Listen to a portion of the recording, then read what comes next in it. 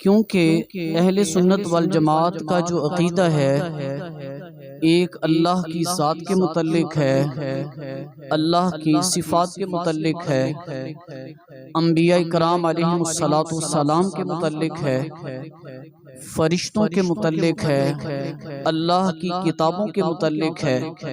یہ تو بہت لمبی جو ہے وہ کیا ہے، اس کے اندر تفصیل ہے۔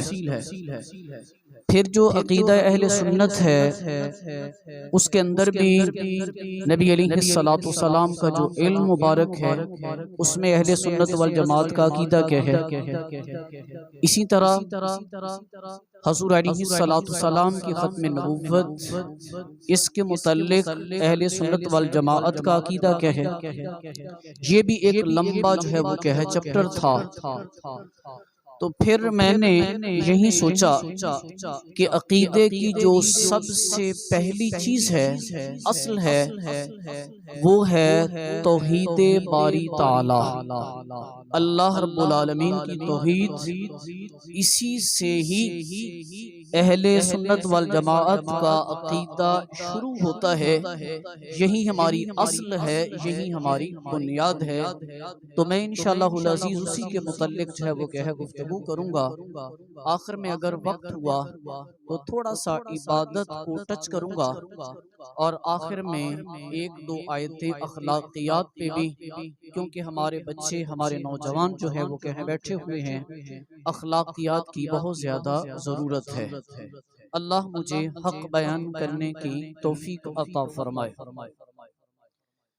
یہ جو میں نے آیت مبارکہ پڑھی ہے، یہ اصل میں حضرت لقمان علیہ السلام انہوں نے اپنے بیٹے کو نصیحت کی ہے۔ جس طرح باپ اپنے بیٹے کو کوئی نہ کوئی نصیحت کرتا ہے، اسی طریقے سے لقمان علیہ السلام نے اپنے بیٹے کو چند نصیحتیں کی ہیں، تو ان میں سے کچھ میں بیان کروں گا۔ سب سے پہلی نصیحت جو حضرت لقمان علیہ السلام نے اپنے بیٹے کو کی، وہ یہ کہا، وَإِذْ قَالَ لُقْمَانُ لِابْنِهِ وَهُوَ يَعِظُهُ، جب لقمان علیہ السلام نے اپنے بیٹے کو نصیحت کرتے ہوئے فرمایا، لا تشرک باللہ، اے بیٹا کبھی بھی اللہ کے ساتھ شرک نہ کرنا، اللہ کے ساتھ کسی کو شریک نہ ٹھہرانا۔ کیوں؟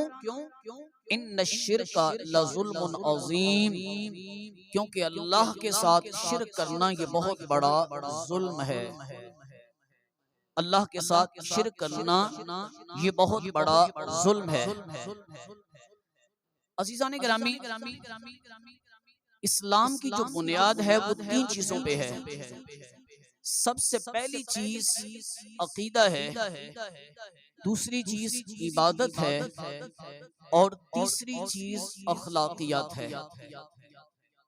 اگر عبادت میں کمی ہوئی کام چل جائے گا، لیکن اگر عقیدہ درست نہ ہوا تو پھر بخشش کسی صورت بھی نہیں۔ جس طرح کی ایک حدیث ہے، حضرت ابن عائص رضی اللہ تعالیٰ بیان فرماتے ہیں، نبی علیہ السلام کی بارگاہ میں ایک جنازہ لایا گیا۔ حضور علیہ السلام نماز جنازہ پڑھانے لگے تو حضرت عمر رضی اللہ تعالیٰ عنہ نے عرض کی، یا رسول اللہ صلی اللہ علیہ وسلم لا تصلی علیہ فإنہ رجل فاجر، یا رسول اللہ صلی اللہ علیہ وسلم آپ اس کی نماز جنازہ نہ پڑھائیں، کیونکہ یہ شخص انتہائی گناہگار تھا۔ حضور علیہ السلام نے اپنے صحابہ کی طرف منہ کیا، چہرہ انور کیا، فرمایا، میرے صحابہ، کیا تم میں سے کسی نے اس شخص کو دین کا کوئی کام کرتے ہوئے دیکھا ہے؟ ایک شخص عرض کرنے لگا، یا رسول اللہ صلی اللہ علیہ وسلم، میں نے اس کو دیکھا تھا کہ یہ فی سبیل اللہ ایک دن پہرا دے رہا تھا۔ حضور علیہ السلام آگے بڑھے، نماز جنازہ پڑھائی، اپنے مبارک ہاتھوں سے قبر میں اتارا، دفن کیا گیا، مٹی ڈالی گئی۔ پھر اس کے بعد حضور علیہ السلام نے ارشاد فرمایا، اے میرے غلام، اصحابک یظنون انک من اہل النار، تیرے دوست تیرے بارے میں یہ گمان کرتے ہیں کہ تو دوزخی ہے، وَأَنَا أَشْهَدُ إِنَّكَ مِنْ أَهْلِ الْجَنَّةِ، اور میں محمد صلی اللہ علیہ وسلم گواہی دیتا ہوں کہ تو جنتی ہے۔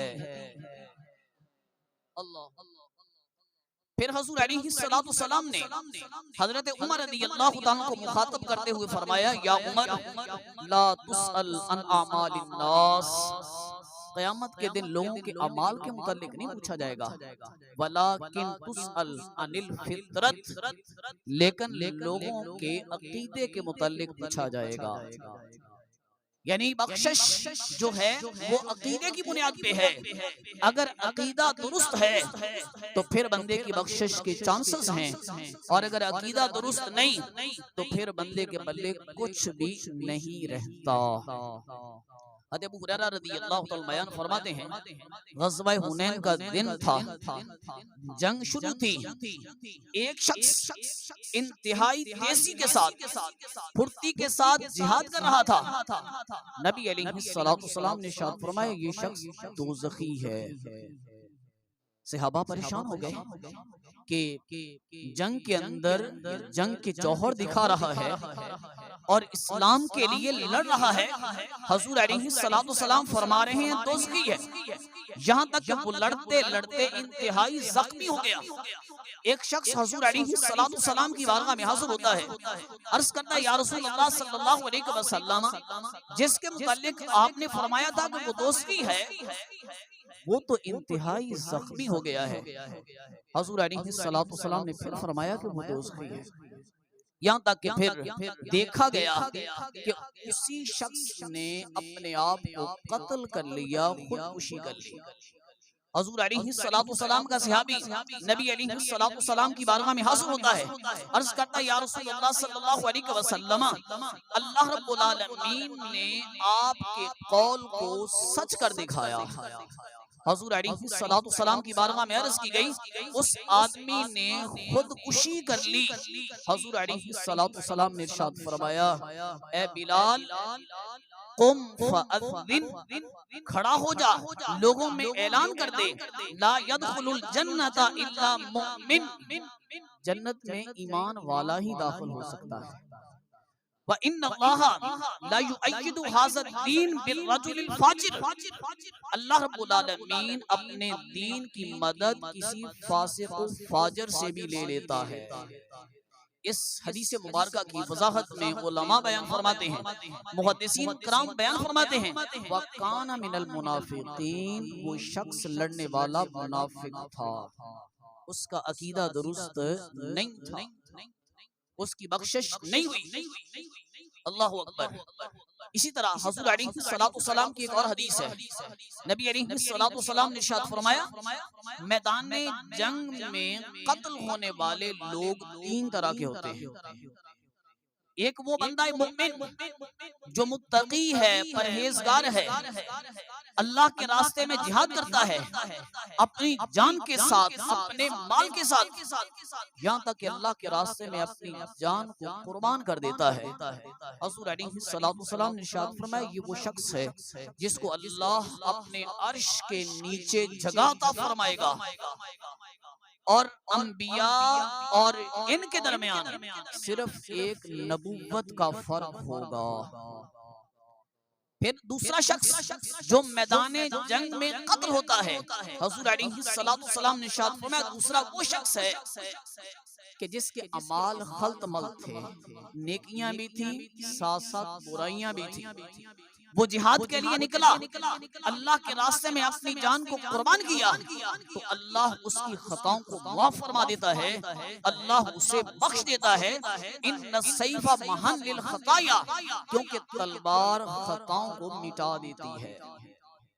تیسرا شخص جو میدان جنگ میں آتا ہے، قتل ہوتا ہے، لیکن وہ دوزخی ہوتا ہے، یہ وہ شخص ہے کہ جو ظاہراً تو کلمہ پڑھتا ہے، وہ منافق ہے، لیکن اس کا عقیدہ جو ہے وہ درست نہیں۔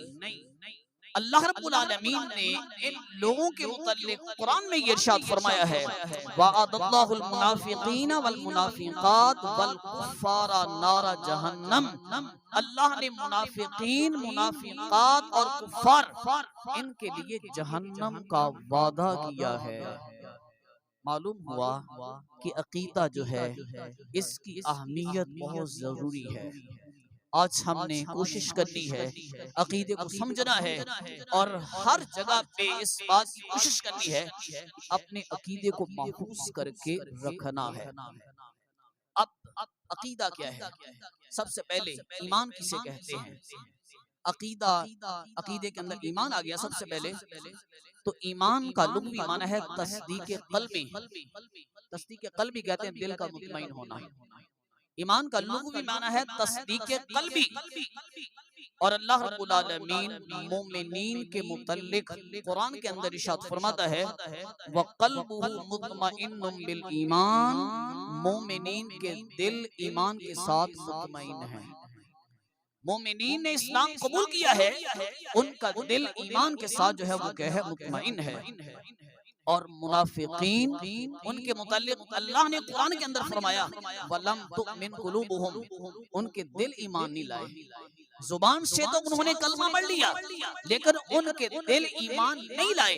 دوسرے مقام پہ فرمایا وَلَمَّا يَدْخُلِ الْإِيمَانُ فِي قُلُوبِكُمْ، ایمان ان کے دلوں میں داخل ہوا ہی نہیں۔ اور ایمان کی اصطلاحی تعریف یہ ہے اللہ ایک ہے، اس کے ساتھ کوئی شریک نہیں، نہ ذات میں نہ صفات میں، وہ وحدہ لا شریک ہے، نہ ذات میں نہ صفات میں نہ حکومت میں نہ عبادت میں، اور اللہ کا موجود ہونا آفتاب سے زیادہ روشن ہے۔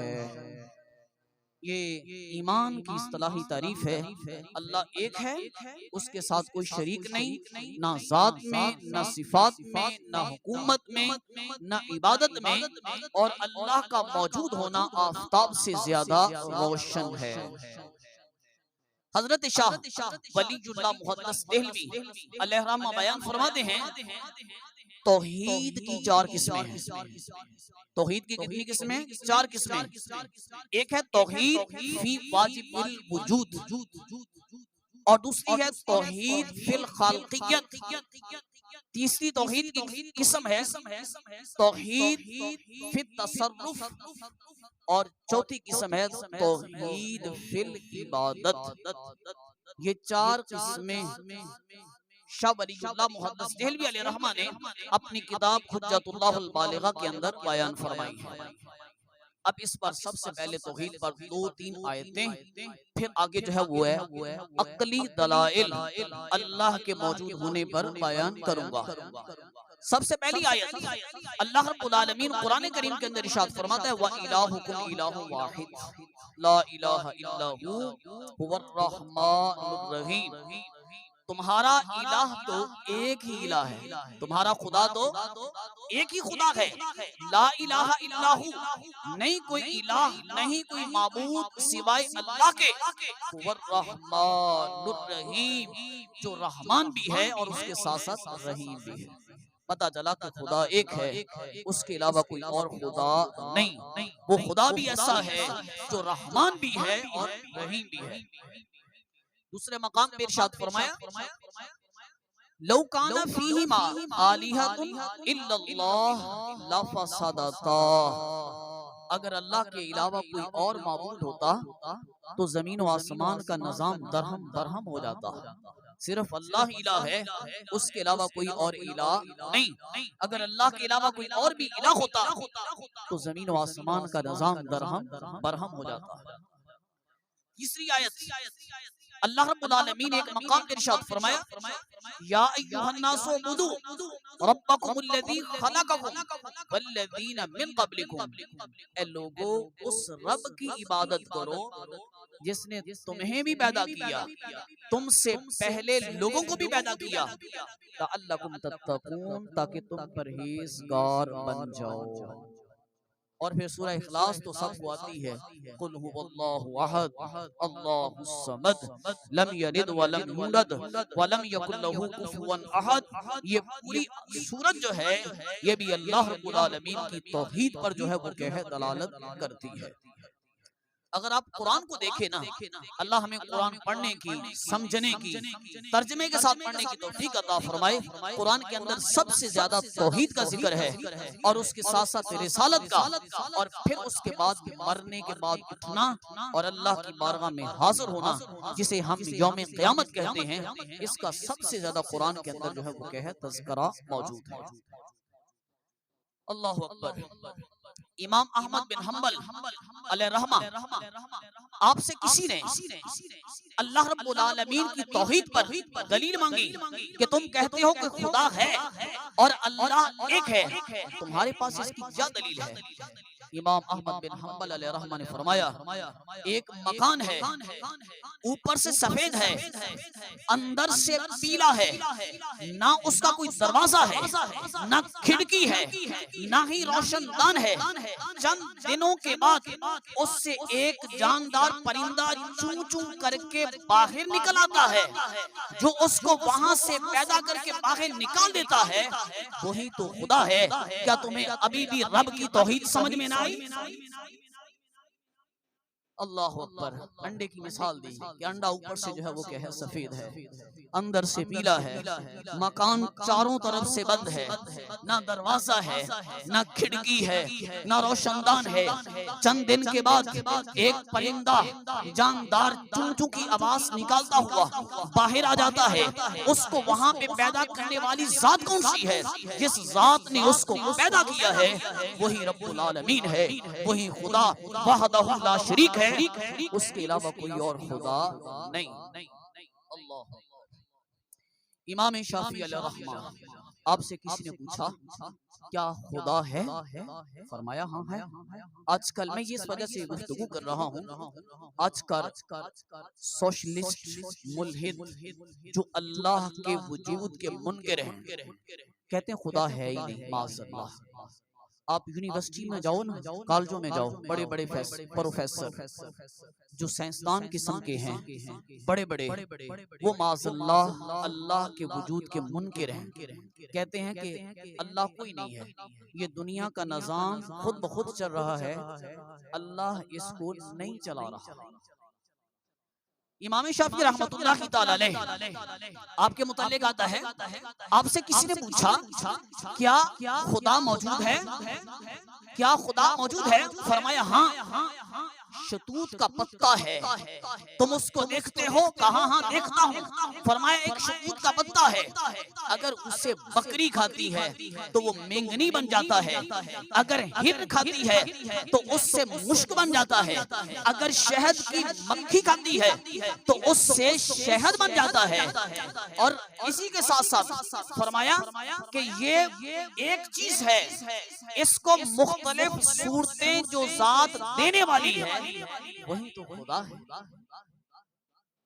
شتوت کا ایک پتا ہے نا، بکری نے کھایا مینگنی بن گئی، شہد کی مکھی جو ہے اس نے کھایا اس سے شہد بن گیا، ہرن نے کھایا تو اس سے مشک جو ہے وہ بن گیا۔ فرمایا ایک چیز اس کو مختلف صورتوں میں جو تبدیل کرنے والی ذات ہے وہی تو خدا ہے۔ اللہ۔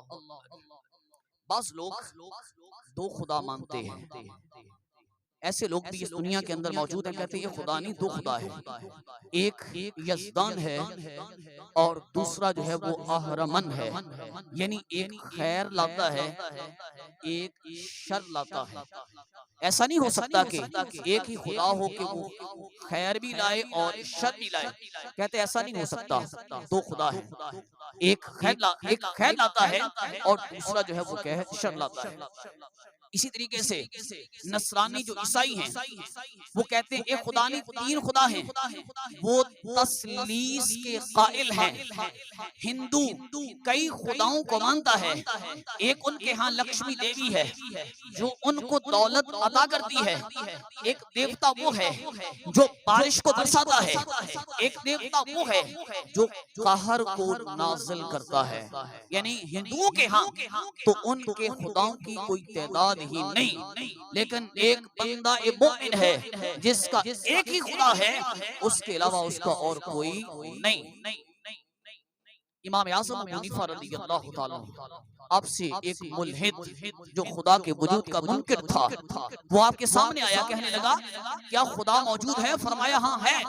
اس نے کہا مجھ سے مناظرہ کرو۔ فرمایا ٹھیک ہے، میں تجھ سے مناظرہ کرتا ہوں، علمی گفتگو کرتا ہوں۔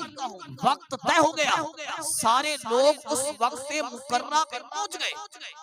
امام اعظم ابو حنیفہ رضی اللہ تعالیٰ عنہ آپ نے بھی وہاں پہ پہنچنا تھا، آپ عمدن دیر سے آئے، لیٹ آئے۔ امام اعظم ابو حنیفہ رضی اللہ تعالیٰ کے آنے سے پہلے وہ لوگوں کو بلند آواز سے گفتگو کرتے ہوئے کہہ رہا تھا لوگوں تمہارا امام مناظرے سے بھاگ گیا، اللہ کے وجود پر میں نے اس سے گفتگو کرنی تھی، وہ میدان چھوڑ کے بھاگ گیا، وہ نہیں آیا۔ امام اعظم ابو حنیفہ رضی اللہ تعالیٰ دیر سے آئے۔ کہا کہ تم دیر سے کیوں آیا ہے اے مسلمانوں کے امام، تو دیر سے کیوں آیا ہے؟ فرمایا میرے دیر سے آنے کی وجہ یہ تھی کہ یہ شہر اور جہاں سے میں نے آنا تھا درمیان سے ایک دریا گزرتا ہے، ظاہر ہے کہ میں نے دریا کو پار کر کے پھر ہی یہاں پہ آنا تھا۔ میں اپنے گھر سے نکلا، دریا کے کنارے آیا، دیکھا دریا کے کنارے کوئی کشتی نہیں جس میں بیٹھ کر میں وقت مقررہ پہ تیرے پاس آتا، لیکن میں وہاں پہ کھڑا رہا، کوئی بھی کشتی نہیں تھی۔ میں نے اپنے رب سے دعا کی یا رب العالمین کو انتظام فرما دے۔ دیکھتے ہی دیکھتے میں کیا دیکھتا ہوں، درخت جو دریا کے کنارے تھے وہ خود بخود کٹ جاتے ہیں، ان کے تختے بن جاتے ہیں، پھر وہ خود بخود آپس میں مل جاتے ہیں، کشتی کی صورت اختیار ہوتی ہے، میرے قریب آ جاتی ہے، میں اس کے اندر بیٹھ کے دریا کو پار کرتا ہوں، یہاں تک کہ تیرے پاس آ گیا، اس وجہ سے میں دیر سے آیا۔ واقعی سے سوشلسٹ ملحد اللہ کے وجود کا منکر کہنے لگا ہے مسلمانوں دیکھو تمہارا امام جسے تم اپنا امام سمجھتے ہو نعوذ باللہ کتنا جھوٹا ہے۔ یہ کیسے ہو سکتا ہے کہ درخت خود بخود کٹ جائیں اور گر پڑیں، تختے بن جائیں اور میخیں آپس میں مل جائیں، کشتی خود بخود تیار ہو جائے، پھر کنارے پہ آ جائے اور پھر یہ امام تمہارا بیٹھ کے یہاں پہ آ جائے، یہ کیسے ہو سکتا ہے؟ آپ نے فرمایا اے بد نصیب، اگر ایک کشتی خود بخود نہیں چل سکتی، خود بخود نہیں بن سکتی، تو پھر یہ نظام عالم کا اتنا بڑا نظام یہ اللہ کے بغیر کیسے چل سکتا ہے؟ اللہ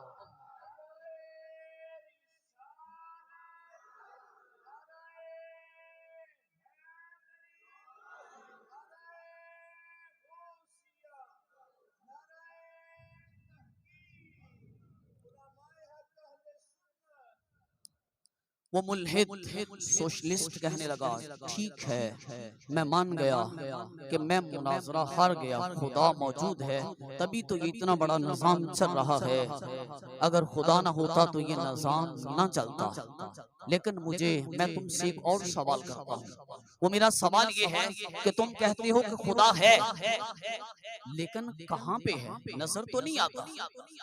تم کہتے ہو خدا ہے، نظر تو نہیں آتا۔ میرے بھائی اگر مسلمان ہوتا تو مسلمان قرآن پاک کھولتا اور کہتا کہ قرآن کے اندر موجود ہے الرحمن علی العرش استوى، رحمان نے عرش پر استوا فرمایا، جو اس کی شان کے لائق ہے، لیکن وہ تو قرآن کو مانتا ہی نہیں تھا۔ آپ نے اس کو عقلی دلیل دی، فرمایا اے لوگوں دودھ کا ایک مٹکا لایا جائے، دودھ کا مٹکا آپ کے سامنے لایا گیا، آپ نے فرمایا یہ دودھ ہے، اے ملحد اے سوشلسٹ دیکھ یہ دودھ ہے، مجھے بتا کہ اس دودھ کے اندر مکھن ہے؟ اس نے کہا ہاں ہے۔ فرمایا یہ دودھ تم کہتے ہو کہ اس کے اندر مکھن ہے، دودھ ایک مجازی چیز ہے، مکھن ایک مجازی چیز ہے، دودھ کے اندر اگر مکھن نظر نہیں آتا تو میرا خدا جو حقیقی ہے وہ تجھے کیسے نظر آ سکتا ہے؟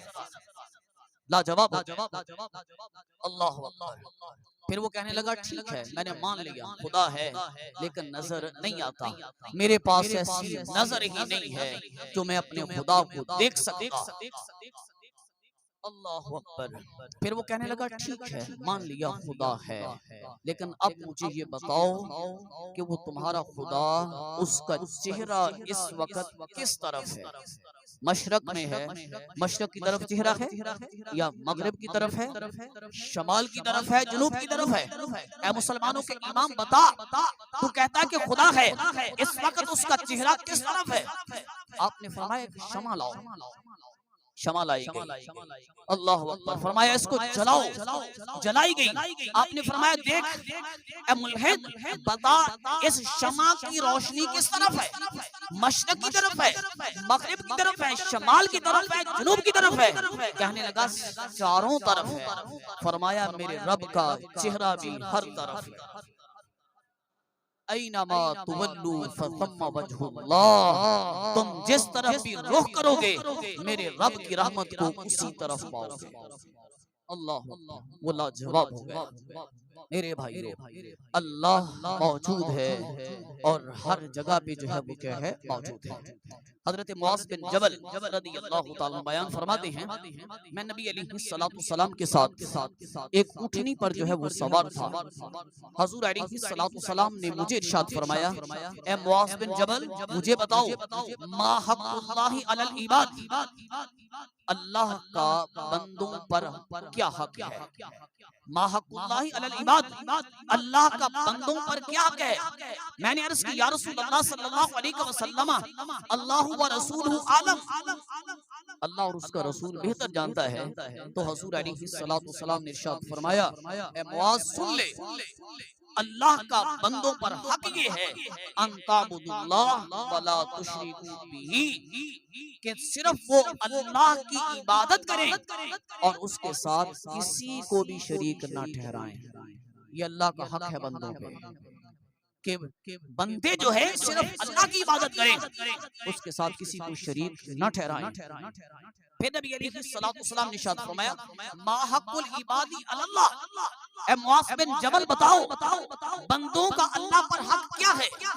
میں نے عرض کی یا رسول اللہ صلی اللہ علیہ وسلم اللہ و رسول عالم، اللہ اور اس کا رسول بہتر جانتا ہے۔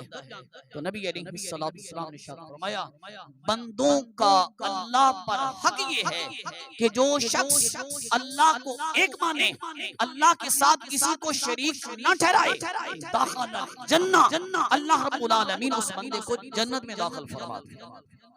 من قال لا الہ الا اللہ دخل الجنہ، نبی علیہ السلام نے ارشاد فرمایا جس نے کہا لا الہ الا اللہ محمد الرسول اللہ وہ دخل الجنہ، وہ جنت میں داخل ہوگا۔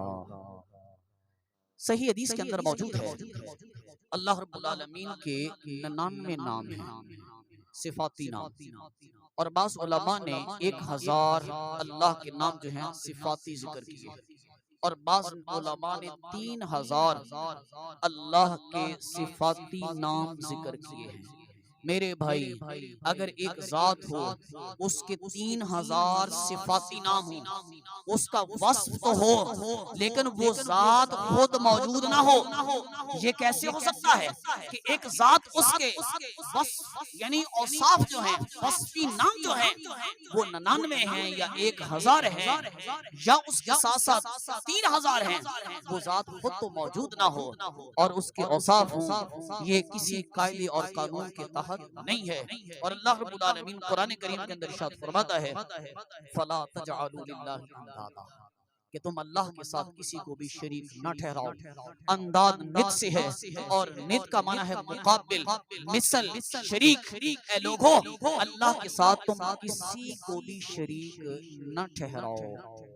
تو یہ اللہ کی ذات جو ہے وہ کیا ہے موجود ہے۔ تھوڑا سا یہ اللہ کی ذات کے متعلق، اب میں میرے خیال میں میرا ٹائم ہو چکا ہے یا قریب ہے، میں جلدی اپنی بات کو جو ہے وہ ختم کرتا ہوں۔ دوسری چیز ہے عبادت.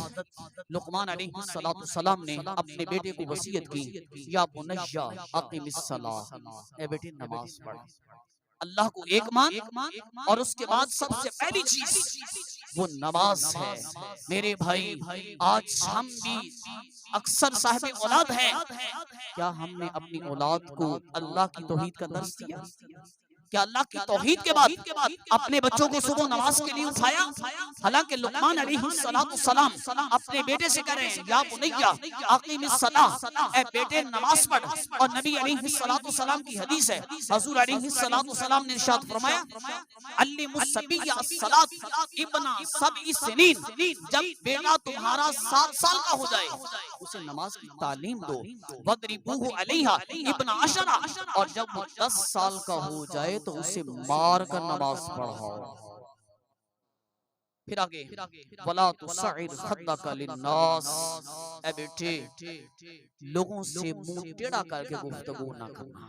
وَلَا تُصَعِّرْ خَدَّكَ لِلنَّاسِ، اے بیٹے لوگوں سے اپنا منہ ٹیڑھا کر کے گفتگو نہیں کرنی. یہ اخلاقیات لقمان علیہ السلام اپنے بیٹے کو سکھا رہے ہیں. اے بیٹے اپنی زندگی کے جو مینر ہے وہ سیکھ جا.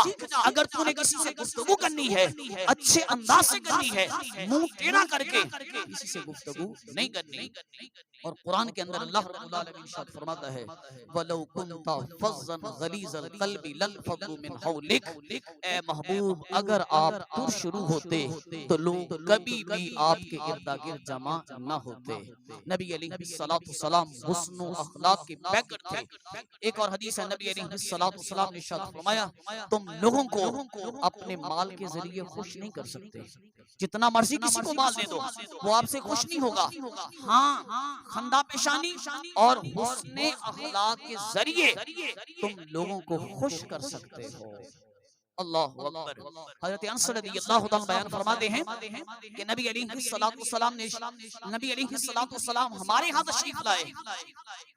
میرا چھوٹا بھائی تھا، اس کو مخاطب کر کے فرمایا ما فعلن یا عمیر ما فعلن مغیر، اے عمیر تیری چڑیا دا کی حال ہے؟ تیری چڑیا کا کیا حال ہے؟ ان کی چھوٹی سی چڑیا ہوگی نا، چڑیا انہوں نے پکڑی ہوئی ہوگی. تو نبی علیہ السلام اس قدر ملنسار تھے، اس قدر شفقت فرمانے والے تھے کہ حضور علیہ السلام اس چھوٹے سے بچے سے بھی اس انداز میں گفتگو فرما رہے ہیں اور پوچھ رہے ہیں ما فعلن مغیر، اے عمیر تیری چڑیا دا کی حال ہے؟ تو میرے بھائی ملنسار ہونا، اچھے اخلاق سے گفتگو کرنا، یہ بھی اخلاقیات سے ہے. اور یہ بھی اللہ نے اپنے قرآن کے اندر اس بات کو بیان کیا ہے.